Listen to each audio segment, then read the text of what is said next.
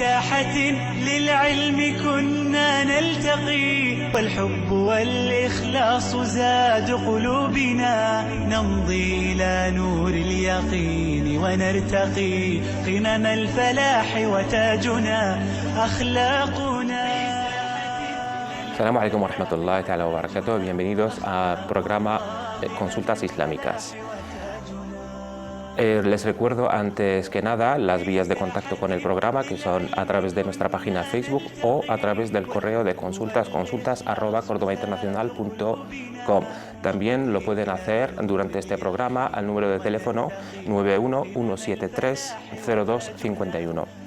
En primer lugar, damos la bienvenida, como es de costumbre, a nuestros invitados y hermanos Mohamed Said Ali, assalamu alaikum wa rahmatullah, y el hermano Tawfiq, assalamu alaikum wa rahmatullah. Como saben, hermanos, hoy estamos al día 15 de Dhul Qa'dah y se aproxima la época del Hajj o la peregrinación.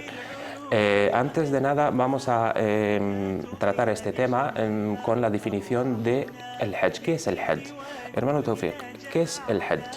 Alhamdulillah, salatu wassalamu ala mulana rasulillah wa ala alihi wa sahbihi man walah. En el nombre de Allah, el clemente, el misericordioso, alabado sea Allah subhanahu wa ta'ala. Paz y bendiciones sobre su último mensajero profeta Muhammad, sobre su noble familia y sobre todos nosotros que estamos siguiendo sus pasos hasta el día de juicio final. Amén. El Hajj o el peregrinaje o el acto de la peregrinación es uno de los 5 pilares en el famoso hadith de nuestro amado y querido mensajero Muhammad, la paz sea con él. El Islam, toda la religión islámica ha sido edificada sobre 5 pilares. Uno de estos pilares, por excelencia, es el Hajj. El Hajj, en la definición léxica, es dirigirse a un sitio. Y la definición jurídica islámica, nos dirigimos a la santa y la sagrada ciudad de la Meca para hacer una ibadah, una adoración especial en un lugar especial que es la Meca. No se puede hacer en ningún otro sitio, en un tiempo especial, señalizado, lo que Allah le llamó Ashhur Ma'lumat, los 3 meses del Hajj. El noveno, que es Shawwal, Dhul Qa'dah, que es la actual, y Dhul Hijjah, respetando la diferencia entre nuestros sabios, si solamente los 10 primeros días de Dhul Hijjah, o como la escuela Maliki, todo el mes de Dhul Hijjah. Pues esto es la definición más o menos del Hajj, una ibadah, una adoración a Allah subhanahu wa ta'ala en un tiempo preciso, que es estos 3 meses de la peregrinación, en un lugar concreto que es la Meca y los alrededores, Mina y Arafah y Muzdalifa, y para acercarse a Allah subhanahu wa ta'ala. Muy bien. Hermano Mohamed Said, ¿algo que añadir o pasamos ya en qué consiste la peregrinación o el Hajj? Bismillahirrahmanirrahim, alhamdulillah, sallallahu alaihi wa sallam, wa baraka ala mulana rasulillahi wa alihi wa sahbihi wa man walah. En el nombre de Allah, el misericordioso y el clemente, alabado sea Allah, que la paz y las bendiciones de Allah sean con su amado profeta Muhammad, sus familiares, compañeros y aquellos que siguieron su guía con bondad y rectitud hasta el día del juicio final. Como bien ha señalado el hermano Tawfiq, estamos hablando de un pilar del Islam y eso hay que remarcarlo y hay que insistir y hay que enfatizar, ¿no?, la importancia de un pilar del Islam. No estamos hablando de un acto de adoración secundario, no estamos hablando de fadail al-a'mal, de actos virtuosos, ni estamos hablando de obras de caridad, sino estamos hablando de una ibadah, de un acto de adoración, de una práctica, de un ritual que forma parte de los 5 pilares del Islam, los 5 estamentos y fundamentos más importantes sobre los cuales se edifica todo el cuerpo del Islam como modo de vida, religión, creencia, etc. Y el Islam es el que culmina esos pilares y es el que el Hajj, perdón, es el que culmina esos pilares y el que los resume de alguna manera y simboliza la esencia de todos los otros pilares, y en él hay una parte de esos 5 pilares. Cuando hablamos del testimonio de la fe, estamos hablando de la creencia, estamos hablando de la espiritualidad, estamos hablando de el trabajo del corazón. Cuando estamos hablando de la oración, estamos hablando del esfuerzo físico y de la práctica corporal. Y cuando estamos hablando de la zakat, estamos hablando de un esfuerzo financiero. Y cuando estamos hablando del ayuno, estamos hablando de la abstinencia, el sacrificio el esfuerzo físico también. Y el Hajj reúne todas esas esencias de los otros pilares y los resume, porque en él está la parte espiritual y de creencia, porque se basa sobre el monoteísmo, sobre la encomendación, ¿no?, y la dedicación y devoción total hacia Allah subhanahu wa ta'ala se basa sobre el esfuerzo corporal, se basa sobre el esfuerzo financiero porque conlleva un gasto y se basa también sobre un sacrificio, una abstinencia y salir de nuestros hábitos, abandonar nuestra zona de confort, abandonar nuestros países, nuestras patrias y ir ahí en un viaje cargado de emoción, cargado de simbolismo, cargado de dedicación y sacrificio por buscar la complacencia de Allah subhanahu wa ta'ala. El Hajj, como señaló el hermano Tawfiq en la definición lingüística, es un viaje, ¿no? Es orientarse hacia algo, entonces dirigirse hacia un punto determinado. Nos dirigimos hacia Allah subhanahu wa ta'ala en un viaje que simboliza también imágenes del día del juicio final resumidas, ¿no? Y vividas en esta vida, durante esta vida, cuando Allah subhanahu wa ta'ala convoca a esos millones de personas y van a ese lugar único y en esa fecha única durante todo el año. Consiste de muchas prácticas, como todas las otras prácticas religiosas, de actos que son pilares, actos que son obligatorios y actos que forman parte de la tradición del profeta Muhammad sallallahu alaihi wa sallam. Es imprescindible una intención, ¿no? Sincera en esa práctica y luego nos adentramos, ¿no? en los rituales. Consta de tawaf, de circunvalación, consta de sa'i, de recorrer unos montículos en la zona de Meca. Consiste también en un estado de consagración que tenemos que adoptar antes de empezar nuestra peregrinación y llegados a unos puntos, a unos referentes del lugar, como se denominan al-mawaqit al-makaniyya y el-mawaqit al-zamaniyya. Los referentes del tiempo son los meses del Hajj y los referentes del lugar son los sitios desde los cuales empezamos nuestro estado de consagración, que es el Ihram, y luego las otras prácticas respecto al día del Hajj y la salida a la explanada de Mina, en el día de Arafah, instalarse en el día de Arafah, pasar la noche también en Muzdalifa y luego los actos del día del Eid y los días del Tashriq, el apedrear, ¿no? El Jamarat y hacer el sacrificio, etcétera. Todas esas prácticas cargadas, como he dicho anteriormente, de simbolismo y de espiritualidad, y así de alguna manera culminamos nuestros 5 pilares, ¿no? La importancia del Hajj radica en que es uno de los grandes pilares del Islam, uno de los pilares que reúnen todos los otros y los que complementan, ¿no? y completan esa adhesión al Islam. Por lo tanto, es muy importante y hay que tenerlo muy en cuenta. Es condicionado por la capacidad, ¿no? Por el istita'a, pero hoy en día muchos confunden, ¿no? la realidad, ¿no? La definición de esa istita'a. Muchos están en las condiciones de llevar el Hajj y no cumplen con ello, por lo tanto no están faltando simplemente a una práctica normal o una obra de caridad, sino están faltando a un gran pilar que lo deben de reflexionar. Muy bien, hablando de las condiciones, ¿cuáles son las condiciones para realizar este pilar? O sea, es decir, ¿una persona puede ir así como así o tiene que reunir algunas condiciones?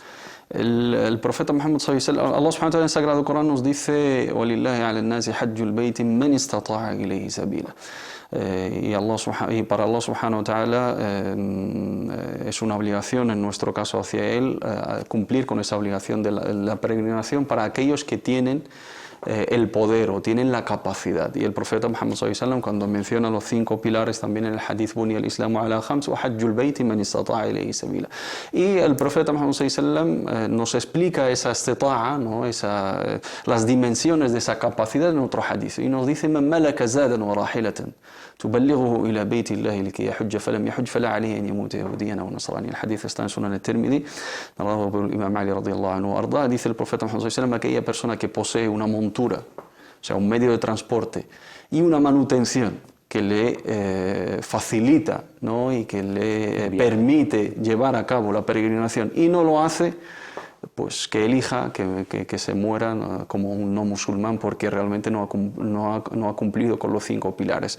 Nos marca el istita'a y la marcan nuestros sabios y juristas, es el precio de ese viaje, tu manutención durante la estancia en la peregrinación y la manutención de aquellas personas que están a tu cargo. Hoy en día los viajes son organizados, por lo tanto, traduciéndolo, ¿no? en términos actuales, es tener el precio del Hajj hoy en día, en la actualidad pues son unos 4.500 euros aproximadamente, que incluye todos los gastos del viaje, y los gastos de tu familia en caso de que, digamos, esté a tu cargo algunas otras personas. Ese es el istita'a. No hay que ser millonario, no hay que tener unas cuentas bancarias, digamos, repletas de dinero, no hay que ser un empresario y manejar muchísima riqueza para ir al Hajj, sino tener lo básico, lo fundamental que te permita llegar a ese lugar sagrado, disfrutar de esa práctica y completar, ¿no?, uno de los grandes pilares del Islam.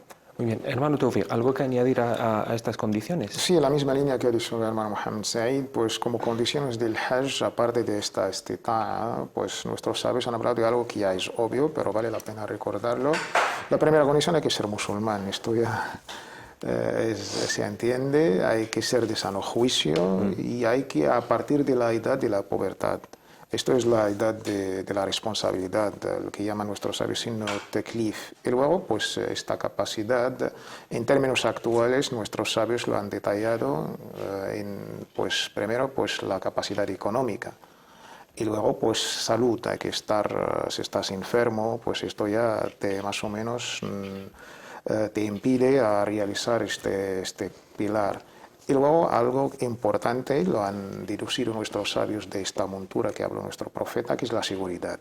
Pues es importante, si hay guerra y tal, pues de ahí pues un consejo a las hermanas, a los hermanos que piensan y que tengan este proyecto, inshallah, que es el viaje de su vida.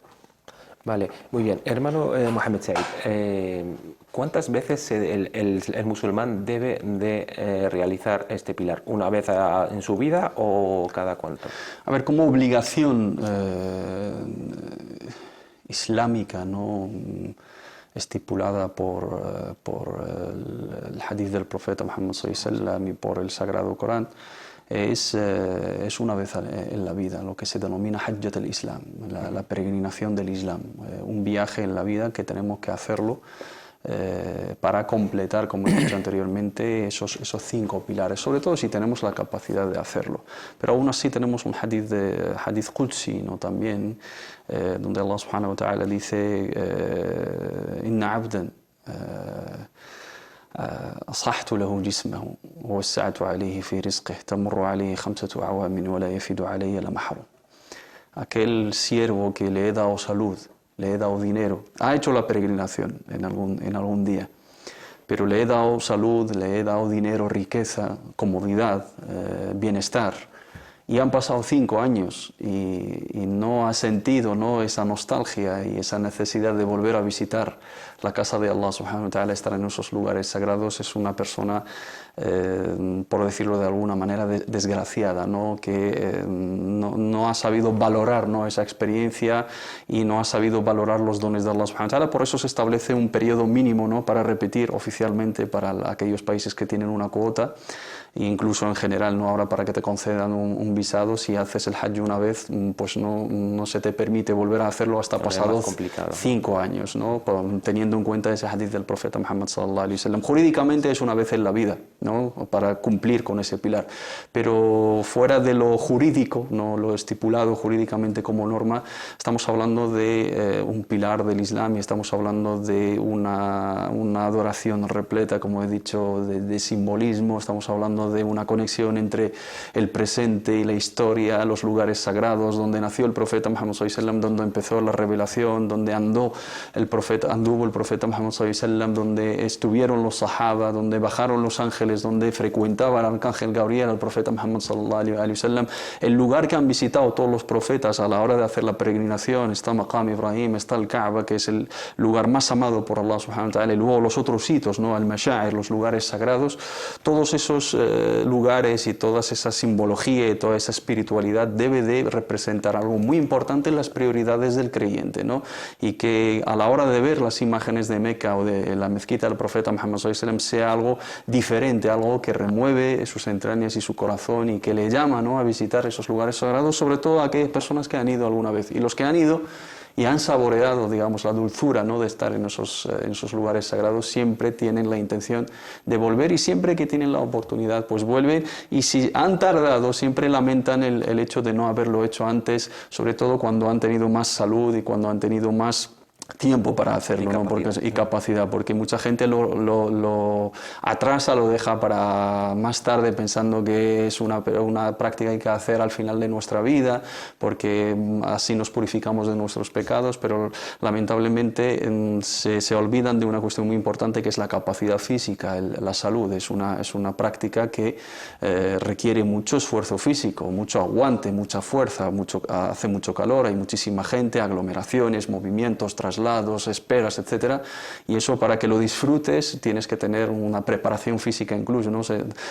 Les recomendamos incluso a los peregrinos que van siempre que antes que se preparen incluso físicamente, ¿no? que practiquen la marcha, que hagan deporte, porque ahí durante la estancia y durante la práctica es muy duro y se requiere mucho esfuerzo físico. Muy bien, les recuerdo a nuestros queridos telespectadores las vías de contacto, en este caso durante este programa a través del teléfono 91-173-0251. Vamos a proceder, si el hermano Tawfiq no tiene nada que añadir, vamos a proceder a contestar a las consultas que nos han llegado a través del correo y de la página Facebook. La primera pregunta de Oscar de Vallecas dice: Assalamu alaikum, quería preguntar si es posible, para deshacerse cuanto antes de los intereses de una hipoteca, pactar con el banco, pagarlos de una vez y seguir luego solo pagando lo que realmente debes. Al menos así evitaría estar pagando esa riba o usura durante tantos años, ya que debido a la crisis y por la pérdida de valor de los pisos, aunque vendiera este piso, no podría cancelar toda la hipoteca. En caso de ser posible hacer esto, luego, ¿qué podría hacer para limpiar la falta cometida?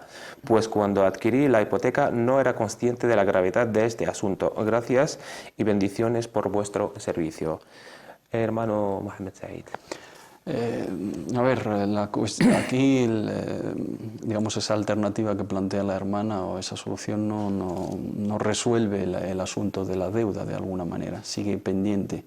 Y los intereses, aunque los pacte con el banco y los pague de golpe, seguirá pagando un interés variable según, digamos, el mercado, según el Euribor, según los intereses que se marcan en el mercado financiero, y se considera que ha participado en esa transacción financiera basada sobre la usura, ¿no? Aquí es un hecho real, ¿no? Que ya está en esa situación, lo hizo sin saber, ¿no? Y es consciente de la gravedad ahora. Lo que tiene que hacer es una tauba sincera, ¿no? Pedir perdón a Allah subhanahu wa ta'ala, arrepentirse, saber que es algo que islámicamente hablando es incompatible con las enseñanzas del Islam, pero si lo ha hecho por desconocimiento o incluso basándose sobre alguna opinión de algún erudito que le ha proporcionado una fatwa, ¿no? Para su caso en concreto, pues con su buena intención, ¿no? Después de haber agotado las otras vías, pues inshallah que no esté incurriendo en una falta, pero sí la usura y las transacciones financieras o la compra de casas a través de hipotecas, según nuestra creencia islámica, según nuestra jurisprudencia, es uno de los pecados capitales. No estamos hablando de Kabair al-Dhunub y estamos hablando de declarar la guerra a Allah y a su profeta Muhammad sallallahu alaihi wa sallam y incurrir en una falta gravísima. Que haga tauba, pero aquí no le vamos a decir que abandone su casa, que esté en la calle, que haga todo lo posible, taqullah mastata'tum, lo que está en su mano. Si puede vender esa casa y saldar parte de la deuda, pues allá ella. Si eso no le soluciona el tema, aunque pacte pagar los intereses, va a seguir pagando una cuota y va a seguir pagando el precio de esa hipoteca global. Por lo tanto, que haga tauba, inshallah ta'ala, que es lo más importante, que siga en esa situación y que lo intente enmendar de una forma que se interrumpa. Si no tiene posibilidades o no tiene otras alternativas, pues taqullah mastata'tum, ¿no? Eso es lo que está en su capacidad, eso es lo que está a su alcance, y lo más importante es su intención en la actualidad y que no vuelva a incurrir en otra transacción que conlleve usura. Muchas gracias, Mohamed Said. Hermano Tawfiq.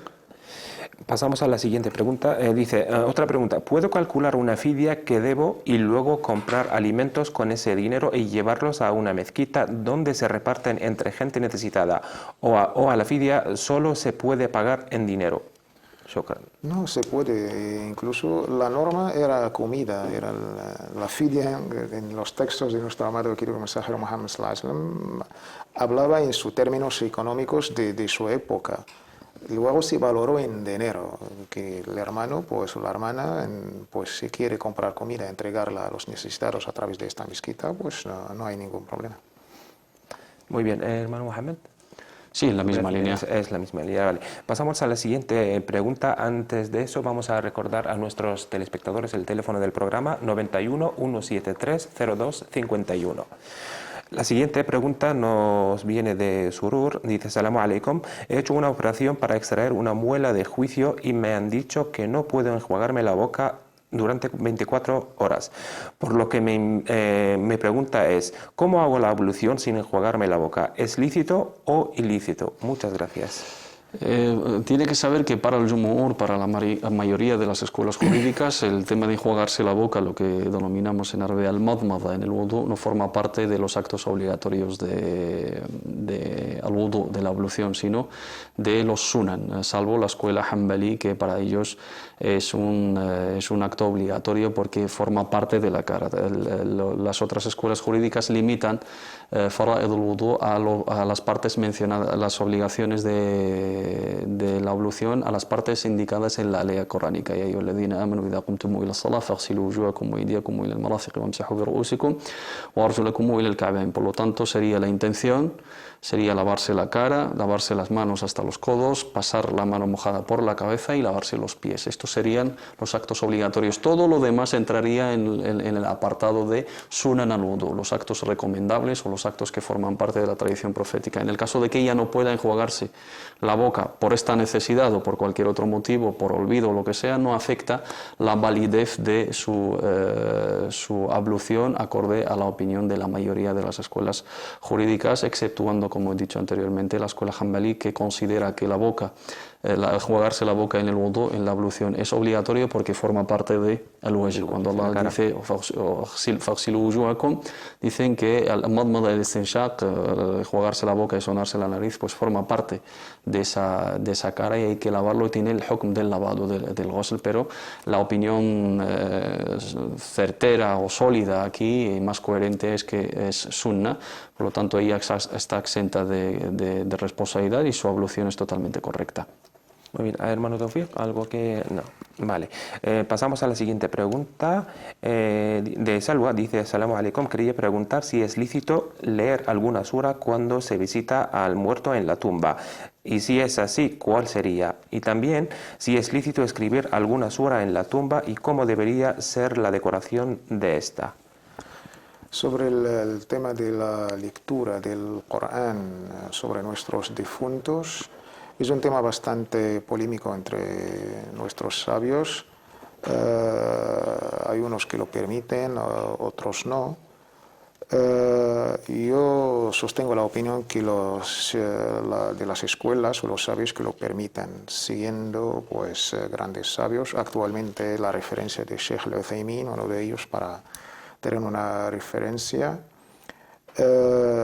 Siguiendo pues el Corán en sí mismo es dua, es invocar a Allah subhanahu wa ta'ala, y dua junto con la sadaqa está totalmente permitido entre todas las escuelas. Cuando entregamos su thawab, lo hacemos para entregar a nuestros difuntos. Una sura en particular no existe. Todo el Corán, toda la palabra de Allah subhanahu wa ta'ala pues está bienvenida. Hay un hadith de Surat Yasin. Este hadith es, según los especialistas del hadith, se ha criticado en su sanad, en su cadena de narraciones. Hay otra versión: en el momento de agonizar, sí, ciertos sabios permiten esta lectura de Surat Yasin. Otros lo han declarado como Hasan li ghayrih, este hadith. Para unos que toman este Surat Yasin como Hasan, como un hadith aceptable, pues está permitido. Para otros que declaran que este hadith no es auténtico, daif, es débil, pues no está permitido. Aunque, como bien he dicho, que todo el Corán está, alhamdulillah, es palabra de Allah. Escribir algo sobre la tumba Si es solamente en nombre, para que sepamos de quién es esta tumba, esto está bastante aceptado entre nuestros Claro, sabios. porque luego dice cómo debería ser decorada la tumba, o sea, con Poner lápidas, Corán, con... desde tal. luego que no. Poner alguna sura en el Corán, esto lo llaman nuestros sabios como forma parte de humillar el Corán. El Corán ahí en un cementerio y todo lo que puede pasar, pues no se puede escribir algo del Corán en las tumbas. Pero escribir algo para que sepamos quién Para era identificar quién era esta persona, esto sí está permitido entre nuestros sabios, inshallah. Bien, y para la decoración, como dice hermano Mohammed, decorar, o sea, no sé si se puede decorar una tumba, cómo tiene que ser la... No, la decoración no está permitida en nuestra jurisprudencia. Lo suyo es, se permite en todo caso una pequeña edificación para proteger la tumba de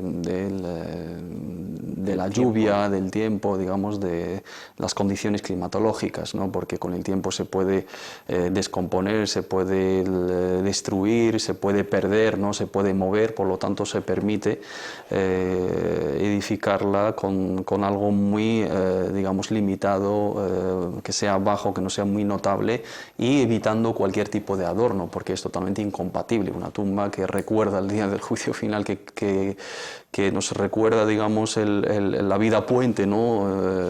Antes de rendir cuentas ante Allah subhanahu wa ta'ala y abandonar todo lujo de esta vida, no lo vamos a acompañar, no va a ser un motivo pues para alardear o para aparentar o ser ostentosos con mármoles y con motivos de adorno y con cualquier objeto, ¿no? que destaque la tumba en el sentido de demostrar que tenemos riqueza, etcétera, y eso es uno de los errores que se comete, pero lo suyo es dejarla tal como es, como hizo el profeta Muhammad sallallahu alaihi wasallam y como marca la tradición profética y la tradición de los sahaba radhiyallahu anhum, que es que sea notable e incurvada con la propia tierra, pero si tenemos el miedo de que se descomponga, que se destruya, que se mueva, que se vea afectada por la lluvia, etcétera, se permite protegerla edificando una parte mínima sin ningún tipo de adorno y marcándola con algún objeto para señalizar, ¿no? Esa tumba de algún familiar, etcétera. Muy bien, muchas gracias, hermano. Tenemos una llamada de Uthman, que nos llama desde Ceuta. Salam alaikum, Uthman. Wa alaikum salam wa rahmatullah. Quería hacer un par de preguntas o tres. Vale. Una de ellas es referente a Uhud, que como bien saben los hermanos, el año pasado fui y estuve en Uhud y vi a la gente que se iba, digamos, para el fondo de la montaña, y pregunté al guía y me dijo que donde está esa gente se supone que es donde estaban los sahaba o los guerreros de la batalla. Ajá. Y me dijeron de que estaban ahí escondidos, digamos, y fue cuando el profeta les dijo de que no se movieran de ese lugar, y se movieron de ese lugar. No sé yo si es así o no lo sé. Vale. La segunda pregunta es referente a una serie que estáis poniendo todos los días, que es Al-Hassan y Al-Hussein. Querría saber quién eran. Uno de ellos, si no me equivoco, fue califa, si no me equivoco. Bien, bien. Y el otro no sé concretamente. Y la tercera pregunta es más concreta para el hermano Mohammed Said, que es referente al Hajj. Él bien sabe que tengo una discapacidad y no sé yo si podría aguantar, digamos, todo el Hajj. Vale, muy bien. Esas son las preguntas y gracias. Vale, perfecto. Inshallah vamos a intentar a contestar a sus consultas. Muchas gracias por llamar, Uthman. Entonces, primero, Mohammed Said, lo de Uhud. Sí, se incluye la visita, ¿no?, a los lugares sagrados. Cuando estamos en Medina, las delegaciones pues van realmente se va a visitar a los shuhada Uhud, a los mártires de Uhud, que es sunna del profeta Muhammad sallallahu alaihi wasallam. Él se dirigía hacia las tumbas de los mártires de Uhud, y una de las últimas visitas que hizo antes de su muerte sallallahu alaihi wasallam era habitual cada semana ir a visitarles, los que cayeron mártires en la batalla de Uhud, la segunda batalla más importante de la historia del Islam, en el año 3 de la Hijra, donde está enterrado Hamza, ¿no?, el tío del profeta Muhammad sallallahu alaihi wasallam, junto a unos 70 grandes sahaba radwanullahi alayhim que cayeron mártires, como he dicho anteriormente. Y entra en, digamos, en esas visitas que se organizan, aparte de ir a la mezquita de Quba, que también forma parte de la Sunna, pues ir ahí a visitar a esas tumbas para pedir por ellos, no pedir de ellos ni, digamos, santiguarse en esos lugares, sino todo lo contrario, para recordarnos la muerte y para también recordarnos el sacrificio de los sahaba radwanullahi alayhim, y también aprender, ¿no?, de una de las lecciones muy importantes, que es la batalla de Uhud. Efectivamente hay un montículo ahí, que es el montículo de los arqueros, Jabal al-Rumah, que está en medio de la explanada de Uhud. La montaña de Uhud es la grande, ¿no?, que rodea a Medina por una parte, y se ve que es la montaña marrón muy grande, y en esa explanada hay como un montículo pequeño, ahí donde se desarrollaba la batalla de los musulmanes en contra de los paganos de Quraysh, y el profeta Muhammad sallallahu alaihi wasallam había asignado 50 arqueros encima de esa montaña, pequeña montaña, montículo, para que protegiesen, digamos, las espaldas, la retaguardia del ejército musulmán, porque había notado un grupo de caballería de los quraisíes apartado, esperando un momento, no, de descuido de los musulmanes, y les había ordenado que no bajasen de ahí, pase lo que pase. Ganasen o perdiesen, tenían que establecerse ahí en esa montaña, y les había encomendado, digamos, como jefe a uno de los sahaba, Abdullah ibn Jubayr radiyallahu anhu, y en el desarrollo de la batalla, cuando vieron los arqueros que los musulmanes estaban ganando ya parte de la batalla y estaban ya haciéndose con los botines, pues algunos de ellos, no todos, pues dijeron que ya no hay motivos, pensando que no hay motivos de quedarse ahí, que la orden del profeta Muhammad sallallahu alaihi wasallam era durante la batalla, pero para ellos ya había terminado la batalla, aunque algunos de ellos les recordaron la orden del profeta Muhammad sallallahu alaihi wasallam. Entonces faltaron a la orden del profeta, bajaron, dejaron descubierta la retaguardia del ejército, dieron la vuelta, digamos, dio la vuelta esa parte de caballería que tenían, liderada por Khalid ibn Walid radiyallahu anhu, y ocurrió, digamos, o resultó en una derrota para los musulmanes, y había un caos ahí porque estaban acorralados por ambas direcciones, y el profeta Muhammad sallallahu alaihi wasallam fue alcanzado, herido, etc. Y ahí es la moraleja, ¿no? Unos sahaba radwanullahi alayhim, en presencia del profeta Muhammad sallallahu alaihi wasallam, faltaron a una pequeña orden, pensando que ellos, haciendo ijtihad, ¿no?, porque no del todo desobedecieron al profeta Muhammad sallallahu alaihi wasallam, sino pensaron que ya no era vigente, ¿no?, esa orden del profeta Muhammad sallallahu alaihi wasallam, porque había terminado la batalla y querían su parte de botines, o sea, se fueron por una cuestión mundanal y faltaron a la orden del profeta Muhammad sallallahu alaihi wasallam, y ahí fueron castigados por una derrota, incluso estando el profeta con ellos. Entonces la moraleja es que cuántas órdenes faltamos, las órdenes de Allah, las órdenes del profeta Muhammad sallallahu alaihi wasallam, sin que estuviera con nosotros, y esa visita pues nos recuerda, ¿no?, la grandeza de esas batallas y la historia del Islam, el sacrificio del profeta, el sacrificio de esos 70 mártires que simbolizan, ¿no?, la dedicación de los sahaba para que nos hicieran llegar el mensaje de Allah subhanahu wa ta'ala. Pero no forma parte de los ritos no, en absoluto, Hajj, ni del Hajj ni de la Umrah, sino simplemente es una visita respecto a la montaña de Uhud, es una visita histórica, y también dice el profeta Muhammad sallallahu alaihi wasallam, un hadith auténtico, Jabal Uhud es una montaña del paraíso, nos ama y la amamos nosotros, por lo tanto es un lugar sagrado, y luego vamos ahí a pedir por los mártires, ¿no?, que están ahí enterrados, que detrás de una verja que todos los peregrinos que han visitado el lugar lo conocen, y luego pues la visita histórica de hablar sobre la simbología, las enseñanzas, las lecciones de la batalla de Uhud, pero no forma parte ni del Hajj ni de la Umrah. Muy bien. En la segunda parte, o sea, en la parte de la pregunta, habla de la serie bueno, que estamos emitiendo aquí en Canal Córdoba, la serie de Hassan o el Hussein. ¿Quiere saber quiénes eran? El Hassan o el Hussein son los dos nietos de nuestro amado y querido mensajero Mohammed, la paz sea con él, hijos de su hija Fátima Zahra, la paz sea con ella. Y estos son, digamos, como ha dicho nuestro amado y querido mensajero Mohammed en un hadith célebre y conocido, que son los dos maestros señores de toda la juventud en el Jannah, en el paraíso. Sayyida Shababi Ahli al-Jannah. De ahí, pues, su estado debe ser muy respetado, venerado, por ser, digamos, incluso es la única descendencia del profeta sallallahu alaihi wasallam. Solamente viene aparte de estos dos, el Hassan o el Hussein.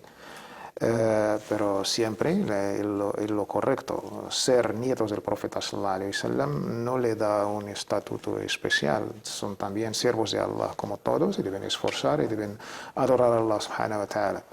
Esto por una parte. Por otra parte, el Hassan, que es el primogénito de Fátima Zahra, la paz sea con ella, que se casó con el primo del profeta Muhammad sallallahu alaihi wasallam, Ali ibn Abi Talib, que Allah esté complacido con él, sí ha sido elegido como califa después de la muerte de su padre, el cuarto califa, Ali ibn Abi Talib, en unos tiempos políticamente hablando muy complicados, y gobernó durante 6 meses y algo, casi más de un medio año.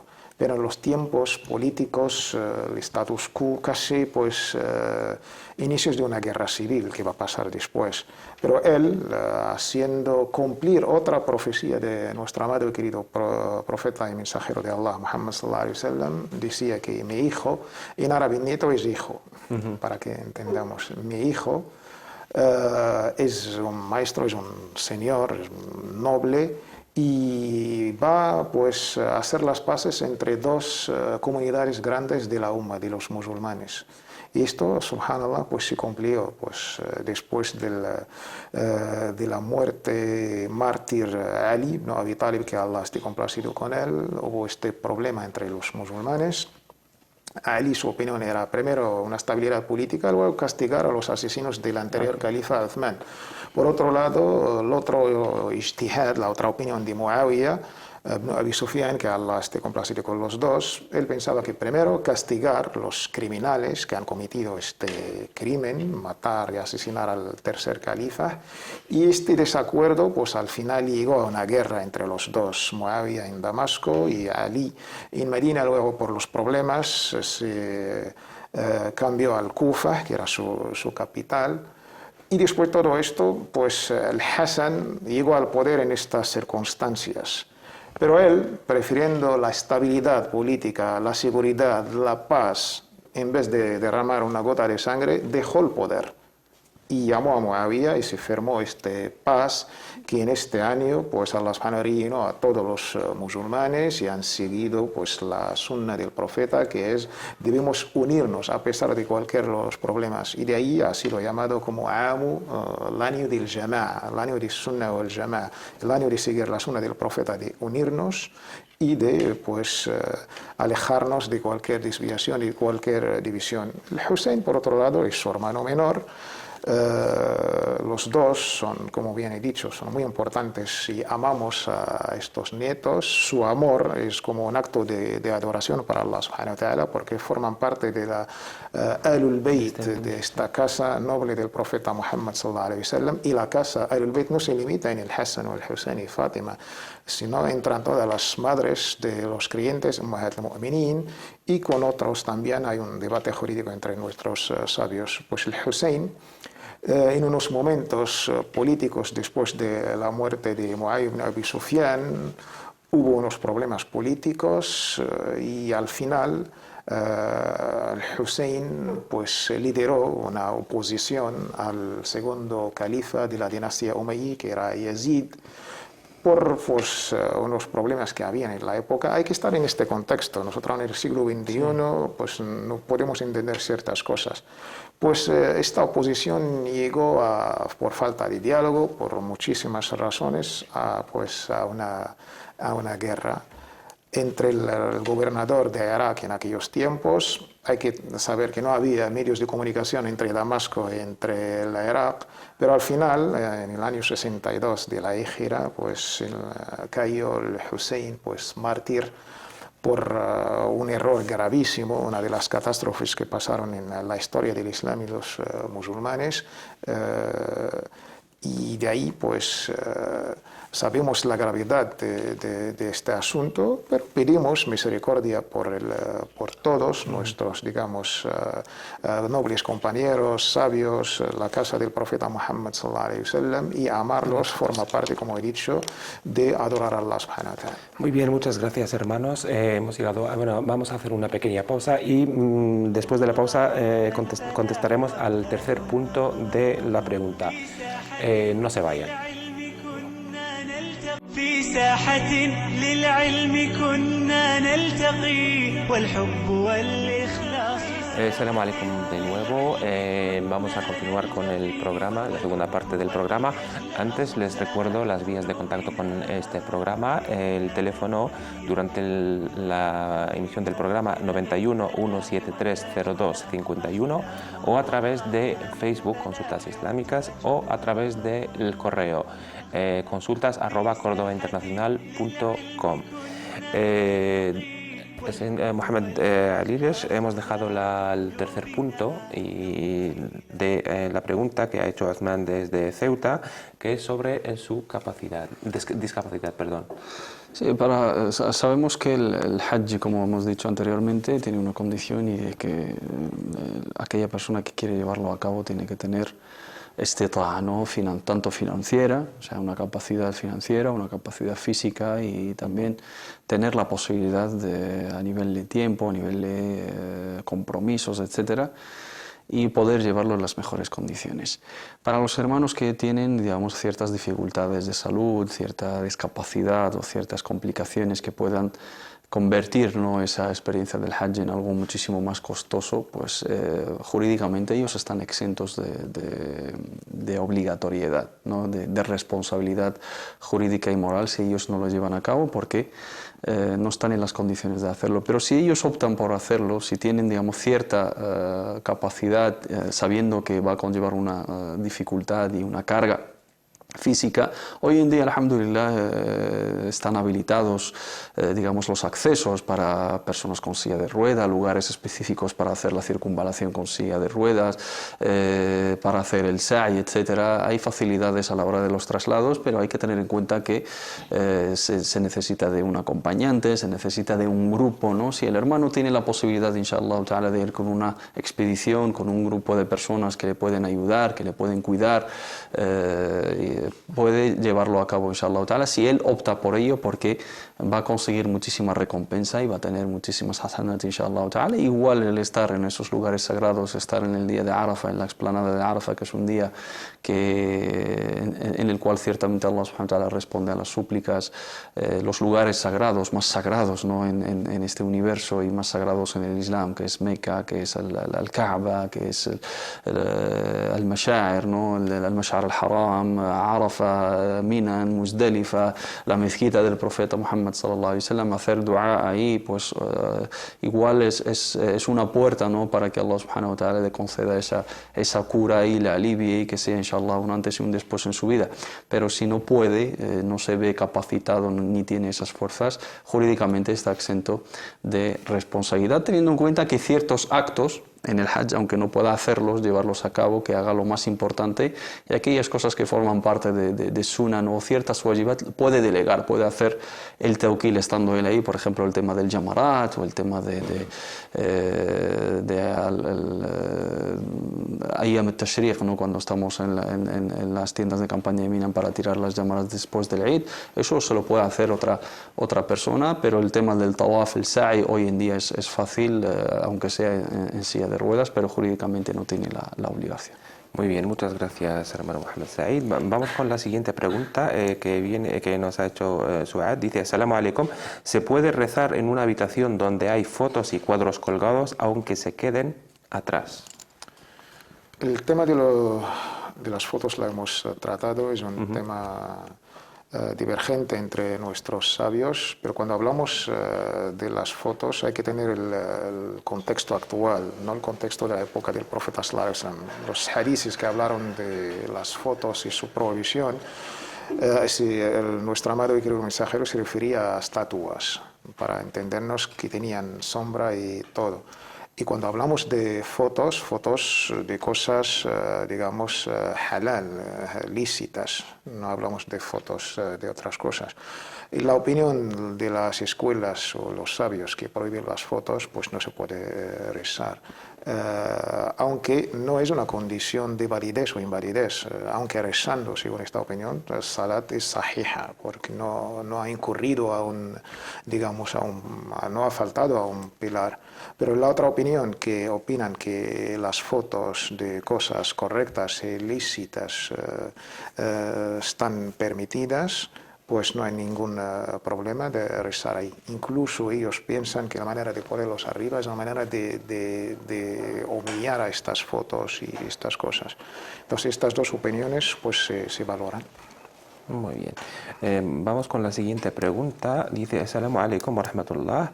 He estado mal de imán, de fe, y he dejado de rezar durante un tiempo. ¿Hay que recuperar esos rezos o no? Yo soy de la opinión de que sí, tiene que recuperar esa oración, porque su dhimma, ¿no? Su responsabilidad no se elimina simplemente con el arrepentimiento. Estamos hablando de una obligación específica, la oración, durante un tiempo, ¿no? Nosotros como musulmanes, una vez que llegamos a la edad de la responsabilidad jurídica, el sin taklif, ¿no? A la pubertad, pues ya somos conscientes y tenemos unas responsabilidades religiosas, ¿no? Y tenemos unas responsabilidades a nivel individual, fard ain. Ciertas prácticas son responsabilidades y obligaciones individuales, son intransferibles, nadie los puede hacer por nosotros y somos los que rendimos cuentas ante Allah subhanahu wa ta'ala por ellas. Tenemos el hadith del profeta Muhammad sallallahu alaihi wa sallam: أول ما يسأل عنه العبد يوم القيامة الصلاة فإذا صلحت صلح سائر عمله وإذا فسدت فسد سائر عمله. Lo primero de lo cual seremos preguntados el día del juicio final es la oración. Si pasamos la prueba de la oración, se tendrá en consideración las otras obras. Si no pasamos la prueba de la oración, no serán consideradas las otras obras. Y Allah subhanahu wa ta'ala, cuando en la balanza de su siervo falta oración, les pide a los ángeles, y él lo sabe de antemano porque es omnisapiente, alabado y exaltado sea, que busquen en los rezos voluntarios para enmendar esa oración que falta. Por lo tanto, muchos de nuestros sabios, aparte del hadith del profeta Muhammad sallallahu alaihi wa sallam, la diferencia entre un musulmán y un no musulmán es la oración, y aquel que lo abandona negando su obligatoriedad pues cae en la incredulidad y sale del círculo del Islam. Estamos hablando de un pilar, estamos hablando de la piedra angular de los pilares, imad ad-din, algo muy importante, tu relación para con Allah subhanahu wa ta'ala y tu lazo diario con Allah subhanahu wa ta'ala. Cuando se falta la oración, se falta un pilar del Islam y se cae en una falta gravísima que precisa de una tauba sincera, un arrepentimiento, pero no vale simplemente con eso, sino también hay que saldar esa deuda, porque es una cuenta pendiente con Allah subhanahu wa ta'ala. Por lo tanto, hay que hacer un cálculo y ver que esos días que hemos faltado y recuperar esos días, teniendo en cuenta que ciertos sabios dicen que es suficiente con tauba, porque no se pueden recuperar las oraciones que han salido de su tiempo, y otros sostienen de que queda pendiente como deuda, y soy de esa opinión de que cualquier persona que ha faltado una oración la debe de recuperar, y si no sabe, pues estima aproximadamente, y siempre tirando al alza, y que rece muchísimos nawafil, muchísimos rezos voluntarios, y con cada rezo que rece todo lo que pueda, para así, inshallah ta'ala, corregir esa falta, y que vaya acompañado con esa tauba, inshallah. ¿Con qué manera o de qué modo se recuperan estas oraciones? Rezándolas en los momentos que tenga tiempo, que no sean tiempos del karaha, no los tiempos desaconsejables para rezo, o acompañando cada rezo obligatorio actual con uno o más o tres según el tiempo que tenga, de los que tenga pendientes. Por ejemplo, ahora tiene que rezar el Asr y ha faltado a muchos Asr, pues que rece 5, 4 o 2 o 1 según el tiempo que tenga. Cuando tenga margen de tiempo libre, pues en vez de hacer rezo voluntario, que recupere esas oraciones con la intención de recuperar rezos pendientes, inshallah ta'ala, siempre con una tauba.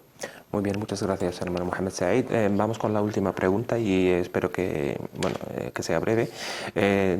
Natalia, desde Francia, ¿a partir de cuánto dinero se tiene que dar el azaque y si se puede dar el zakat a un familiar que tiene dificultad para pagar su alojamiento? Muchísimas gracias. Sí, zakat es uno de los 5 pilares del Islam. Junto después de Salat, pues nuestro amado y querido mensajero Muhammad nos habló de la importancia y la obligatoriedad de la saque o de zakat. Las condiciones de la saque o de zakat son, primero hay que tener lo que llaman nuestros sabios nisab, un mínimo imponible. Esto se calcula de una manera sencilla. Saber cuánto vale en el mercado actual de ahora, pues el equivalente de unos 85 gramos de oro puro. Y la segunda condición, pasar un año lunar. Por supuesto, hablando de una capacidad económica, esto ya por sobra de toda, de cubrir las necesidades de cada uno de nosotros, pues tiene algo que le sobra dinero ahorrado. Si esto pues llega a un mínimo imponible, que es el equivalente de 85 gramos de oro puro, y pasando... Unos 3.200 ahora. Sí. Y pasando un año lunar, pues debe ser un cálculo, el 2,5%. Y se entrega a los pobres y los necesitados y las categorías que ya están, que se ha explicado en la alía y en la jurisprudencia. Si su familiar pues, es uno de ellos, es pobre, es necesitado, pues está permitido, inshallah. Muy bien, pues muchísimas gracias, hermano Tawfiq, Mohamed Said, muchísimas gracias. Gracias a ti, Barakallahu. Espero que les haya sido de utilidad todo lo que se ha dicho en este programa. Muchas gracias por seguirnos y antes de despedirme les recuerdo las vías de contacto con el programa a través de Facebook o consultas islámicas a través del correo del programa consultas@cordobainternacional.com. Muchas gracias. Assalamu alaikum. على باب التخرج حوما في عام 2009 عامنا نهديك يا أمي رحيق تفوق نهدي إلى كل الأحبة جهدنا